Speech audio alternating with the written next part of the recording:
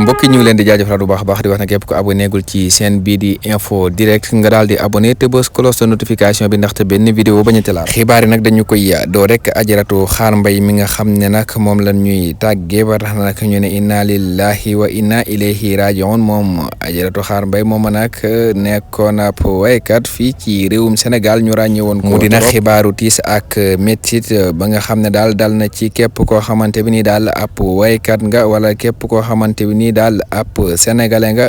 nekk na xibaar boo xam ne daal tey ji dañu ko xëyee ci samedi mu di nag lu metti ñu koy jaale askanu Sénégal di wax ne nag kon kii di Xaar Mbay ma jaaga moom moo fi bàyyi ko di wax ñëpp nañu ko ñaanal njéggal suñ borom nag jéggal ko rek te yéexeeñu mbokk yi lii moo gënoon fas ci xibaar yi di wax ne nag ko abonné gul ci chaîne bi rek nga daal di abonné te bës cloche de notification bi